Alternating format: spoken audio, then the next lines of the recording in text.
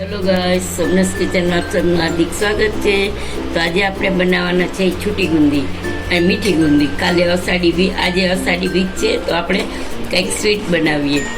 તો એના માટે મેં અહીંયા 2 ગ્લાસ પાણીના નાખ્યા છે અને 2 વાટકી આપણે ખાંડ નાખી છે. તો અહીંયા ચાસણી મૂકી દીધી છે બનાવવા.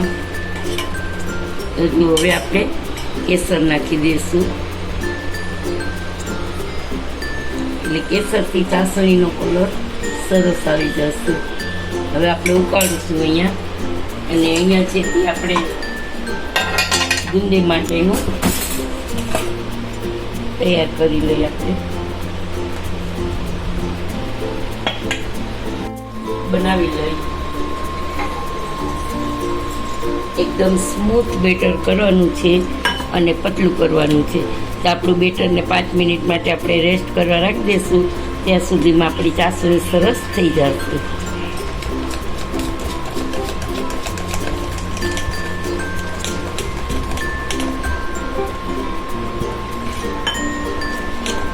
તો જો ગાઈસ, આ મેં છે ને 2-2.5 વાટકા બેસન લીધું છે અને આપણે સ્મૂથ એકદમ સરસ બનાવી લીધું છે. જો ગાઈસ, આપણી ચાસણી એકદમ સરસ તૈયાર થઈ ગઈ છે. આને ખાલી આમ જરાક જ બનાવવાની છે. આમાં 1 તાર કે 2 તાર નથી કરવાની. તો આવી રીતે જો આમાં જોઈ લીધી છે તો આમ ખસતી નથી અને એકદમ સરસ આમ ચીપચીપી થઈ ગઈ છે. એવી જ બનાવવાની છે. હવે આપણે ગેસ ઓફ કરી દઈશું. તો ચલો ગાઈસ, આપણે છે ને 10 મિનિટ થઈ ગઈ છે આપણા બેટરને. હવે આપણે એક આટલા જ જરાક ચપટી જેટલા જ મેં સાજીન ફૂલ નાખ્યા છે. જોઈ શકો છો તમે, જરાક જ નાખવાના છે જેથી કરીને આપણી ગુંદી સરસ એકદમ સોફ્ટ થાય અને એકદમ ફૂલીને સરસ મજાની ઓછી થાય. એવી રીતે આપણે કરવાનું છે. એકદમ આમ એક સરખી રીબીન પડે એવું નહીં, સાવ પતલું અને આવી રીતે છૂટું છૂટું પડે દાણા દાણા એવી રીતે.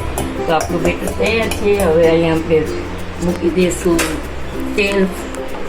તો તમે ઘીમાં બનાવી હોય તો ઘીમાંય બનાવી શકો અને તેલમાં બનાવી હોય તો તેલમાં બનાવી શકો. મેં અહીંયા તેલ જ મૂક્યું છે. તો આપણે એક ચાળણી લઈ લઈશું અને ચાળણીથી આપણે બનાવશું. એ બને ને એટલી ઊંચી રાખવાની. આમ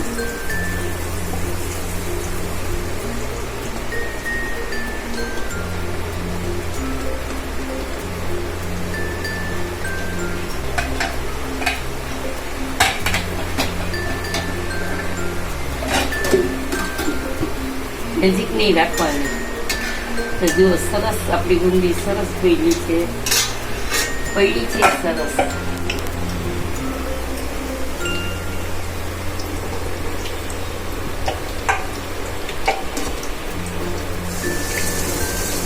અને ગેસની ફ્લેમ છે ને આપણે ફાસ્ટ જ રાખવાની છે, ધીમી નથી રાખવાની.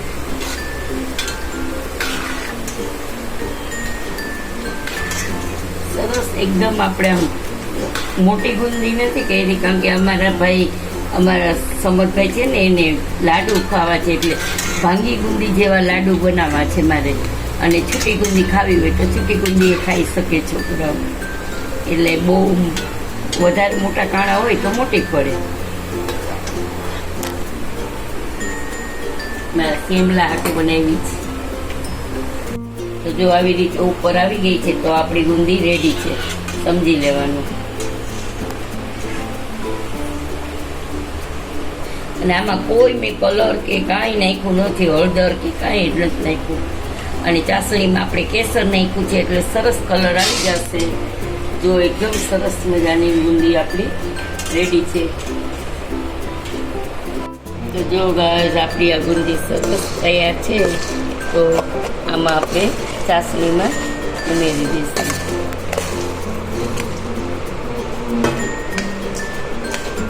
ચાસણીમાં કલર છે ને એટલે એકદમ આને 1 કલાક તો આપણે પલાળવી જ પડશે.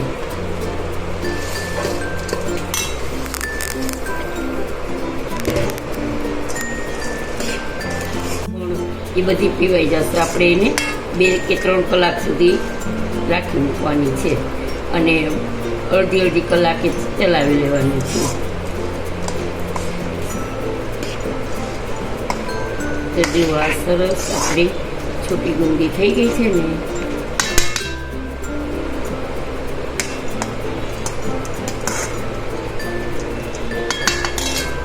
છોટી ગુંદીની રેસીપી બનાવી હતી, તૈયાર થઈ ગઈ છે. તો તમે જોઈ શકો છો એકદમ સરસ મજાની એક દાણો છૂટો થઈ ગયો છે. અને આજનો વિડીયો તમને કેવો લાગ્યો તે જરૂરથી જણાવજો. સબસ્ક્રાઈબ કરજો, લાઈક કરજો, શેર કરજો અને આપના ફ્રેન્ડ સર્કલમાં શેર કરજો જરૂરથી. અને કમેન્ટ કરીને બતાવજો કે આજનો વિડીયો તમને કેવો લાગ્યો. જય શ્રી કૃષ્ણ.